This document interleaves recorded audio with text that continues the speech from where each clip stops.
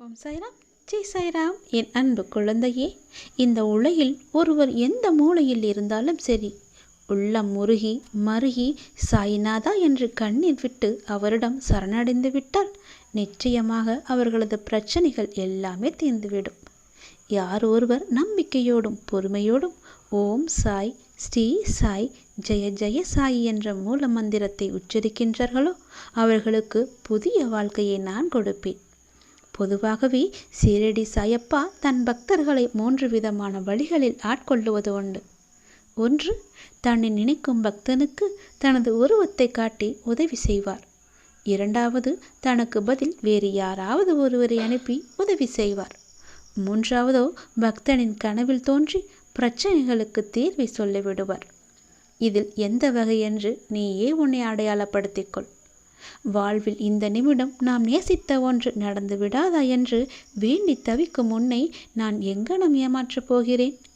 உனக்கு அது எவ்வளவு முக்கியம் என்று தெரிந்தும் உனக்கு எப்படி நான் தராமல் இருப்பேன்? உன் வாழ்க்கைக்கு நானே பொறுப்பு. அதனால் எல்லாம் உனக்கு சுகமாக நடக்கும். கவலைப்படாதே. வாழ்க்கையில் உனக்கு ஏன் தைரியம் என்பது இல்லாமல் எதற்கெடுத்தாலும் இப்படி புலம்பிக் கொண்டே இருக்கின்றாய்? எதற்கெடுத்தாலும் பயம், எதற்கெடுத்தாலும் அது இப்படியாகிவிடுமோ என்ற எதிர்மறை எண்ணம், அது உன்னை தடுமாற வைக்கின்றது. பின்னே எடுக்கும் அடி தவறு இல்லை, ஆனால் அது விவேகமிக்க பின் அடிகள் என்றால் அதில் உன் சாதுரியம் இருக்கிறது என்று பெருமைப்படுவேன் நான். ஆனால் நீயோ உன்னால் முடியும் என்ற விஷயத்தில் பயந்து தயங்கி இது வராது என்ற பின்னே செல்கிறாய்.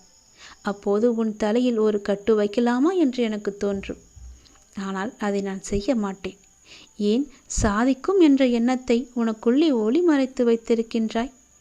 ஒளியை வெளி கண்களுக்கு படாமல் மறைத்து வைக்க முடியாது, தெரியுமா? அது உள்ளேயே எரிந்து கொண்டிருந்தால் அதன் புகற்றல்தான் உனக்கு மன அழுத்தமாக மாறும்.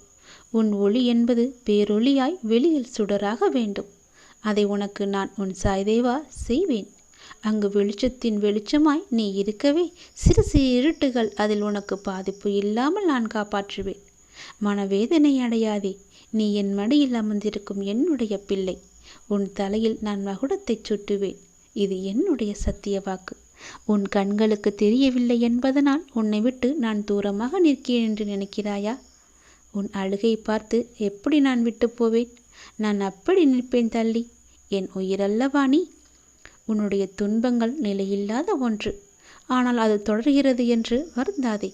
வாழ்க்கை பாடம் அனுபவத்திலும் துன்பத்திலுமே மட்டுமே பெறப்படுகின்றது. நீ செல்வமும் சுபிட்சமும் நிலையற்றவை. அதை நீ புரிந்து கொள். இந்த உடல் அழிவிற்கும் மரணத்திற்கும் உட்பட்டது. இதை உணர்ந்து இம்மை மறுமை பொருட்களின் மீதுள்ள பற்றுகள் அனைத்தையும் விட்டுவிட்டு உனது கடமை என்று எது நான் சொன்னேனோ அதை மட்டுமே நீ செய்து வா. உன்னுடைய கடமையை நீ செய்ய உன்னுடைய கர்மாக்கள் எல்லாமே அழிந்துவிடும். கர்மா அழிந்துவிட்டால் பிறகு என்ன? நிம்மதியான வாழ்க்கைதானே. அதற்கு நீ முயற்சி செய்.